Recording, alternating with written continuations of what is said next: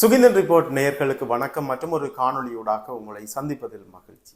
வைத்தியர் நாடாளுமன்ற உறுப்பினர் ராமநாதன் அர்ச்சுனாவினுடைய அரசியல் போக்குகள் நாளுக்கு நாள் ஏற்றுக்கொள்ள முடியாத அளவிற்கு ஆபத்தாக மாறிக்கொண்டு இருக்கிறது. இது தொடர்பாக அதிகமாக பேசப்பட வேண்டிய ஒரு சூழ்நிலை இருக்கிறது. வைத்தியர் நாடாளுமன்ற உறுப்பினர் ராமநாதன் அர்ச்சுனாவினுடைய அரசியலால் இருக்கக்கூடிய தமிழ் மக்களுக்கு அல்லது இந்த தமிழை பிரதிநிதித்துவம் செய்யப்படக்கூடிய இந்த அரசியலுக்கு எந்த வகையிலும் நன்மை இல்லை என்கின்ற சூழ்நிலை உருவாகி வருகிறது. இந்த விவகாரம் தொடர்பாகத்தான் பேச போகின்றோம். இதுவரையில் சுகிந்தன் ரிப்போர்ட் சேனலை சப்ஸ்கிரைப் செய்யாதவர்கள் சப்ஸ்கிரைப் செய்து கொள்ளுங்கள். எங்களுடைய காணொளிகள் தொடர்பான உங்களுடைய கருத்துக்களை எங்களோடு பகிர்ந்து கொள்ளுங்கள்.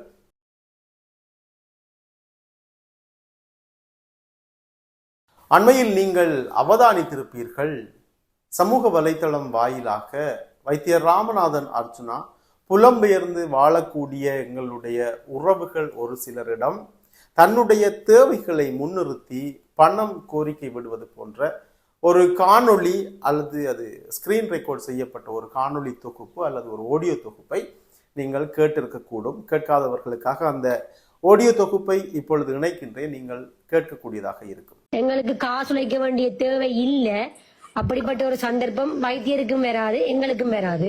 நீங்க ஒரு டிரைவரை வச்சிருக்கீங்களா? 1 கிலோமீட்டருக்கு தான் 100 ரூபா வேண்டவரா. அப்ப ஜாழ்ப்பாணத்துல இருந்து அண்ணா கொழும்புக்கு 400 கிலோமீட்டர் கிட்டத்தட்ட. அப்ப 40,000 ரூபா ஒருக்கா வாரத்துக்கு கொடுக்கணும் அண்ணா. ஆனா நாங்க சரி ஒரு டிரைவரை வச்சு ஒரு 50,000 80,000 கொடுத்தா கூட பரவாயில்லை. ஆனால் அந்த டிரைவருக்கு நாங்கள் ஒரு கணிசமான அளவு அமௌண்ட் கொடுக்க வேண்டி வரும். இப்ப பாராளுமன்றத்துல தார காசு காணாது. அண்ணா நாங்கள் கொடுக்கிறோம், நீங்கள் வையுங்க. அப்படி என்றாலும் அது தொடர்ந்து டிலேயால இருக்கணும். அது நாங்கள் நாங்கள் செய்யலாம் டாக்டர். என்ன மாசத்துக்கு சம்பளமா இல்ல ஒரு கால் வந்து மாசத்துக்கு தானே? அப்படின்னா மாசத்துக்கு குறைஞ்ச ஒரு 75,000 இருந்து 1,00,000 ரூபாய் கொடுக்க வேண்டி வருமாண்ணா. அது பிரச்சனை இல்ல, நீங்க வையுங்க, நாங்க தாரோம். இல்ல எனக்கு நான் உண்மையாவே ஜெகனா நான் உங்களுக்கு அந்த வாட்ஸ்அப்ல மெசேஜ் போட்டா பாத்தீங்களா வரியா இந்தியன் வழக்குக்கு மட்டும் லோயர் 100,000 ஓகே தான் எதிர்பார்க்கிறேன். என்னடா இன்னைக்கு அவன் சரியா கஷ்டப்பட்ட லோயர். பின்னர் 3:30 எனக்கு அரெஸ்ட் பண்ணின நேரத்துல இருந்து அவங்க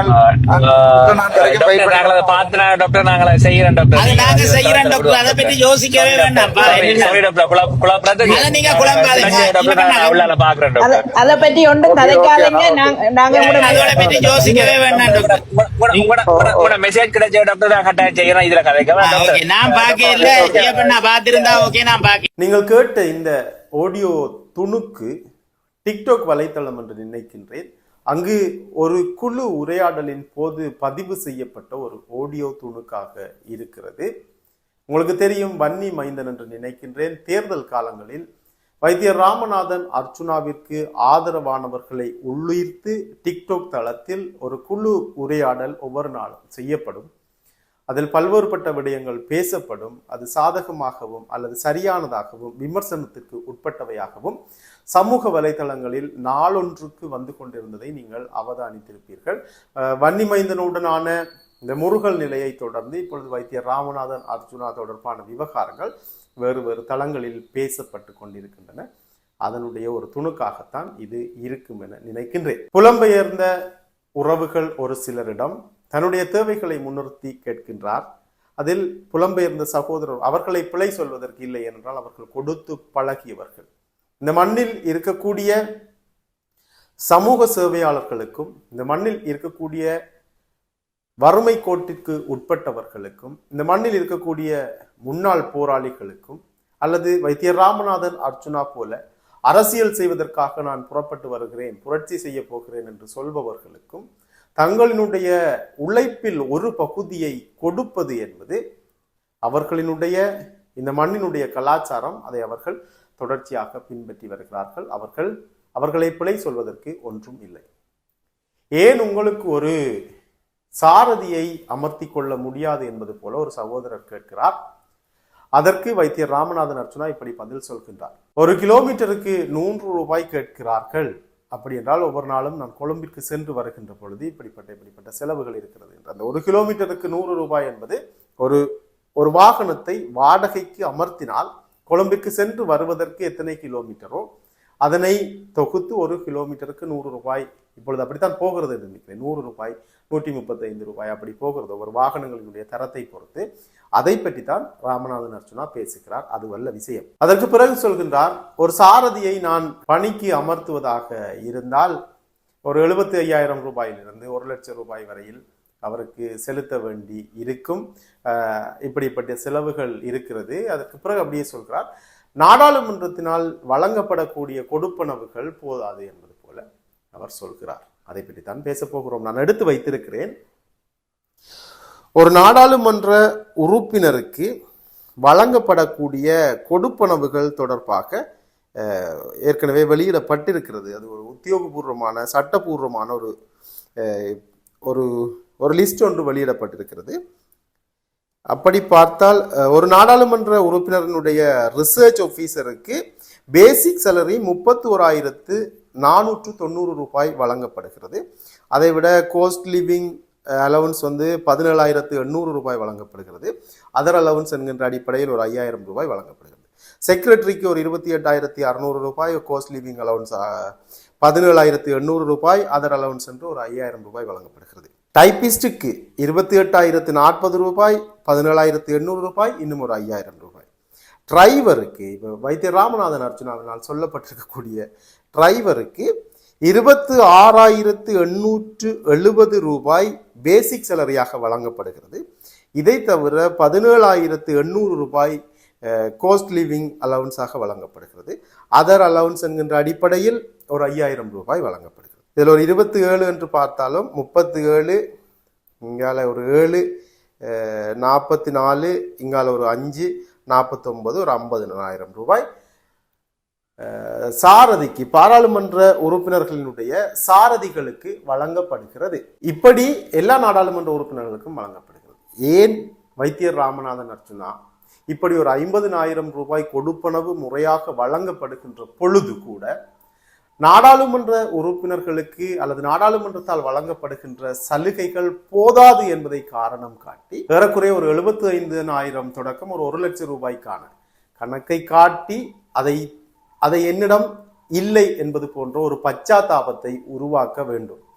இப்படி ஒரு பச்சாத்தாபத்தை உருவாக்குகின்ற பொழுது புலம்பெயர்ந்து இருக்கக்கூடிய சகோதரர்கள் அதையெல்லாம் நாங்கள் பார்த்துக் கொள்கிறோம் என பெருந்தன்மையாக ஒத்துக்கொள்கிறார்கள். அவர்கள் நினைக்கிறார்கள் வைத்தியர் ராமநாதன் அர்ச்சுனா இங்கு ஒரு பெரிய அரசியல் புரட்சியை செய்து கொண்டிருக்கிறார் என்று.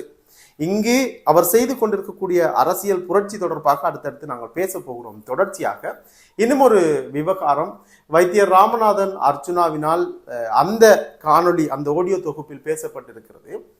அண்மையில் வைத்தியர் ராமநாதன் அர்ச்சுனா அனுராதபுரம் மாவட்டத்தை சார்ந்த போலீசாரினால் சாவகச்சேரியில் வைத்து கைது செய்யப்பட்டிருந்தார். இந்த கைது எதனை அடிப்படையாக கொண்டது என்றால், இங்கிருந்து நாடாளுமன்றத்திற்கு சென்று கொண்டிருக்கக்கூடிய வழியில் ஒரு விசேட சமிக்ஞை பொருத்திய ஒரு விளக்கு வைத்தியர் ராமநாதன் அர்ச்சுனாவினுடைய வாகனத்தில் பொருத்தப்பட்டிருந்ததன் அடிப்படையில் அது தொடர்பாக கேள்வி எழுப்பப்படுகின்ற பொழுது ஒரு தனி வாகனத்தில் இப்படி ஒரு சிக்னல் லைட் ஒன்று, ஒரு விஐபி சிக்னல் லைட் ஒன்று ஒளிர்ந்து கொண்டிருக்கின்ற பொழுது இயல்பாகவே போக்குவரத்து போலீசார் அந்த வாகனத்தை மறித்து கேள்வி எழுப்புகின்ற பொழுது ஒரு போலீசாருடன், ஒரு அரசு உத்தியோகத்தருடன் எப்படிப்பட்ட வார்த்தையாடல்களை மேற்கொள்ள கூடாதோ அப்படிப்பட்ட வார்த்தையாடல்களை மேற்கொண்டு அவர்களுடனான உரையாடலை வைத்தியர் ராமநாதன் அர்ச்சுனா மேற்கொள்கிறார். அதன் பிறகு அவருக்கு எதிராக குற்றம் பதிவு செய்யப்படுகிறது.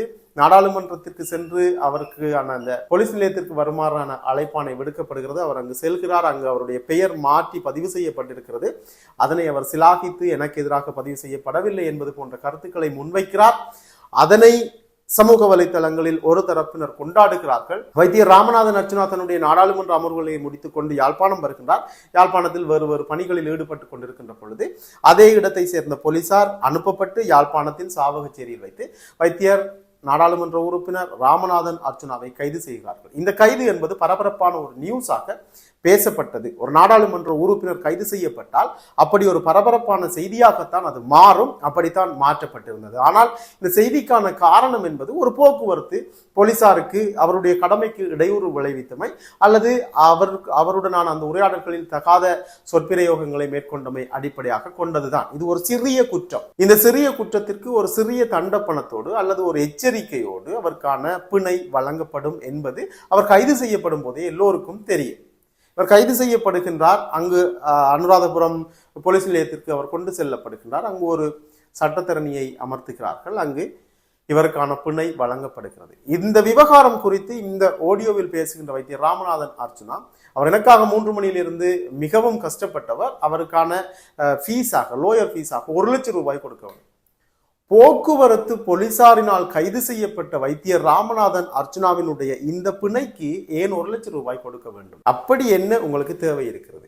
உங்களினுடைய பிரத்யேக செயலாளராக நீங்கள் வைத்திருக்கக்கூடிய ஒரு பெண்மணி, அவர் ஒரு சட்டத்தரணி, அவர் ஒரு சட்டவாளர். இன்னும் வைத்தியர் ராமநாதன் அர்ச்சுனாவினுடைய பார்வையில் சொல்வதாக இருந்தால் எதிர்கால வடக்கு மாகாணத்தினுடைய முதலமைச்சர், சட்டத்தினுடைய அனைத்து புலமைகளும் தெரிந்தவர் என கொண்டாடப்படுகின்ற பொழுது அந்த உங்களுடைய பிரத்யேக செயலாளரினால் ஏன் உங்களுக்கு பிணை வாங்கி தர முடியவில்லை என்பது கேள்வி. அதுபோக போக்குவரத்து போலீசாரினால் பதிவு செய்யப்பட்ட இந்த குற்றச்சாட்டுக்கு, அது தொடர்பான விசாரணைக்கு, அதற்காக பிணை எடுப்பதற்கு நீங்கள் அமர்த்திய சட்டத்தரணிக்கு ஏன் 1 லட்சம் ரூபாய் கொடுத்தீர்கள்? 1 லட்சம் ரூபாய் கொடுக்கக்கூடிய அளவிற்கு அப்படி என்ன பாரதூரமான குற்றச்சாட்டு உங்கள் மீது பதிவு செய்யப்பட்டிருந்தது? இங்கும் யாழ்ப்பாணத்திலாக இருக்கட்டும் அல்லது வடக்கு மாகாணத்திலாக இருக்கட்டும் 1 லட்சம் ரூபாய், 50,000 ரூபாய், 75,000 ரூபாய் எல்லாம் வாங்கி நீதிமன்றத்தில் முன்னிலையாகக்கூடிய சட்டத்தரணிகள் இருக்கிறார்கள். ஆனால் அந்த கேஸ் எல்லாம் நீங்கள் எப்படி பார்த்தால் ஒரு கிரைம் கேஸாக இருக்கட்டும், அல்லது ஒரு போதை பொருள் கடத்தக்கூடிய கேஸாக இருக்கட்டும், அல்லது இன்னொரு வேறு சீரியஸான கேஸ்களுக்கு மாத்திரம்தான் இப்படிப்பட்ட பெரும் தொகையான பணங்கள் ஃபீஸாக வாங்கப்படுகிறது. போக்குவரத்து போலீசாரினால் பதிவு செய்யப்பட்ட குற்றச்சாட்டிற்கு 1 லட்சம் ரூபாய் எப்படி வழங்கினீர்கள்? அதை இன்னொருவரிடம் நீங்கள் கேட்கிறீர்கள். எதை அடிப்படையாக கொண்டு உங்களுடைய தவறுகளுக்கெல்லாம் இன்னொருவர் பணம் தந்து எடுத்து விடுவார் என்கின்ற நம்பிக்கை உங்களுக்கு தோன்றுகிறது? 5 வருடங்கள் சமூக வலைத்தளத்தில் ஒருவர் மிக சுவாரஸ்யமாக எழுதியிருந்தார். 5 வருடங்கள் மக்கள் பிரச்சனைகளை பார்ப்பார் என்கின்ற அடிப்படையில் நாடாளுமன்ற உறுப்பினராக தெரிவு செய்யப்பட்ட வைத்தியர் ராமநாதன் அர்ச்சுனா, இப்பொழுது மக்கள் இந்த 5 வருடமும் நாடாளுமன்ற உறுப்பினர் வைத்தியர் ராமநாதன் அர்ச்சுனாவினுடைய பிரச்சனைகளை பார்க்க வேண்டிய ஒரு நிர்பந்தம் உருவாகி இருக்கிறது. நீங்கள் எல்லோருடனும் போய் முரண்பட்டு கொண்டு அதன் மூலமாக நீங்கள் விசாரணைகளை எடுத்துக்கொண்டு வழக்குகளை எடுத்துக்கொண்டு அதற்காக உங்களுக்காக வாதாடுபவர்களுக்கும் உங்களை காப்பாற்றுபவர்களுக்கும் புலம்பெயர்ந்து இருக்கக்கூடியவர்கள் அல்லது புலத்தில் இருக்கக்கூடியவர்கள் உதவி செய்வார்கள் என்கின்ற நம்பிக்கை இந்த சமூகத்திற்கு விதைக்கப்படுகின்ற ஒரு தவறான நம்பிக்கையாக இருக்கிறது. இதை தாண்டி வைத்தியர் ராமநாதன் அர்ச்சுனா அண்மையில் நடைபெற்ற சில கூட்டங்களில் பேசப்பட்டிருக்கக்கூடிய அரசியல் கருத்துக்கள் மிகவும் பாரதூரமான கருத்துக்களாக இருக்கிறது. அது தொடர்பாக நாங்கள் தொடர்ச்சியாக பேச போகின்றோம். இன்னொரு காணொளியில் அந்த விவரங்களை முழுமையாக தருகின்றேன். நான் சுகிந்தன். வணக்கம்.